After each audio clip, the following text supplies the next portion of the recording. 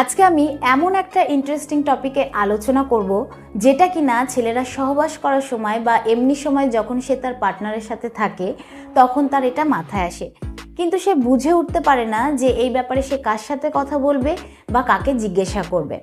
কিন্তু মেয়েরা তার গাইনোকোলজিস্টের সাথে একটু লজ্জা পেলেও কিন্তু এই ব্যাপারে কথা বলতে পারে, বাট ছেলেরা এই ব্যাপারে কারোর সাথে কথা বলতে পারে না। তাই আজকের ভিডিওতে আমি আলোচনা করব যে মেয়েদের নিচের চুল বের হয় কেন।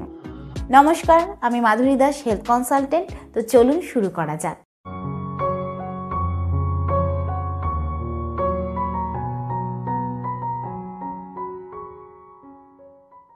দেখুন, প্রকৃতি আমাদের যা যা দিয়েছে তার পেছনে কিন্তু কিছু না কিছু কারণ রয়েছে। ঠিক সেরকমই যে পিউবিক হেয়ার রয়েছে, মানে যৌনাঙ্গের চুল রয়েছে, সেটা কিন্তু কোনো আননেসেসারি হেয়ার গ্রোথ নয়। এটা কিন্তু ছেলে এবং মেয়ে দুজনারই যখন 12 থেকে 13 বছর বয়স হয় তখন কিন্তু এটা বেরোতে শুরু করে। আর এটা শুধু পিউবিকেই হয়ে থাকে না, এটা কিন্তু এক্সিলাতেও হয়ে থাকে। এক্সিলা মানে হচ্ছে বগল বা বগলের এরিয়া।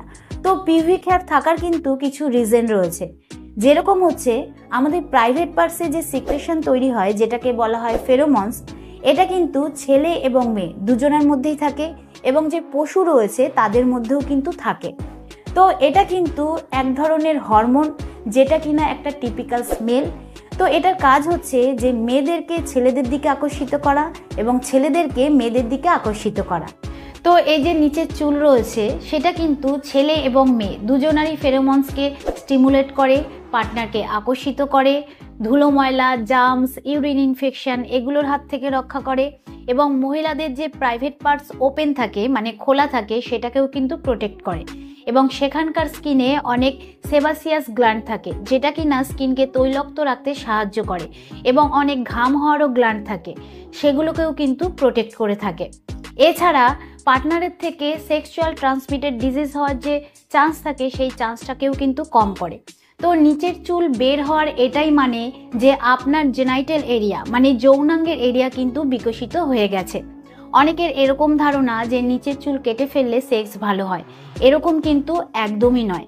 যখন দুটো পার্টনার সেক্স করে তখন কিন্তু তাদের প্রাইভেট পার্টস একসাথে ঘর্ষণ হয়, এতে কিন্তু সেই জায়গাটা ছুলে যেতে পারে।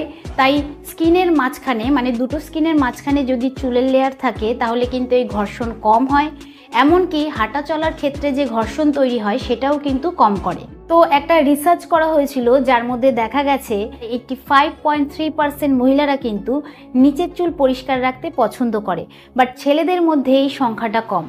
কিন্তু প্রশ্ন হচ্ছে যে এই নিচের চুল পরিষ্কার করার প্রচলনটা এলো কোথার থেকে।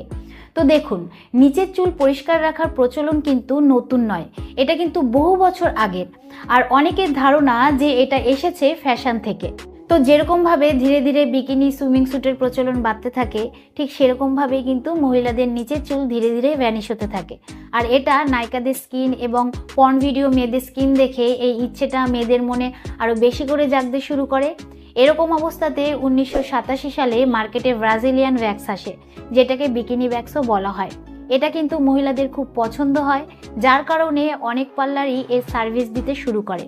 আর 2003 সালে ইউকের এক ফেমাস সিঙ্গার যার নাম হচ্ছে ভিক্টোরিয়া বেকহাম, সে কিন্তু একটা ম্যাগাজিনে বলে যে 15 বছর পর এই বিকিনি ওয়্যাক্সকে কম্পালসারি করে দেওয়া উচিত। এরপর থেকেই কিন্তু এই নিচের চুল তোলা এত ফেমাস হয়ে যায়। কিন্তু অনেকেই এরকম রয়েছে যারা পিউবিক হেয়ার পরিষ্কার করা পছন্দ করে না। তো এটা পরিষ্কার করবে কি করবে না সেটা কিন্তু পুরোপুরি সেই ব্যক্তির পার্সোনাল চয়েস, চাইলে সে করতেও পারে আবার নাও করতে পারে। ঠিক সেরকমই এই হেয়ার কিভাবে রিমুভ করবে সেটাও কিন্তু তার ব্যক্তিগত ব্যাপার। কিন্তু এটা করার আগে কিছু জিনিস জেনে রাখা দরকার, যেরকম হচ্ছে যদি ভ্যাক্সিং করা হয় তাহলে কিন্তু সবসময় প্রফেশনাল জায়গা থেকেই করা উচিত। এদিক ওদিক থেকে করলে কিন্তু স্কিনে নানান রকম প্রবলেম হতে পারে। দ্বিতীয় হচ্ছে যদি শেভিং করা হয় তাহলে প্রত্যেকবার ব্লেড পাল্টে নেওয়া উচিত, আর এটা খুব সাবধানে করা উচিত, না হলে কিন্তু এর থেকে ইচিং হতে পারে, র্যাশ হতে পারে, কেটে গেলে কিন্তু ইনফেকশন হওয়ারও সম্ভাবনা থাকে। 3 নম্বর হচ্ছে হেয়ার রিমুভার ক্রিম।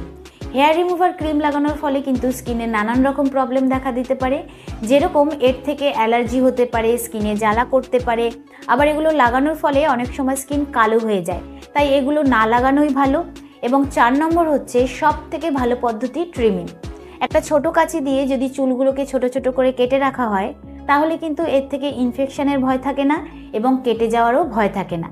তো আমি আশা করব যে এই ভিডিও দ্বারা আপনি উপকৃত হবেন। ভিডিওটা কীরকম লাগলো অবশ্যই কমেন্টে জানাবেন। আজকের মতন এতটুকুই, আবার দেখা হবে পরবর্তী ভিডিও নিয়ে। নমস্কার।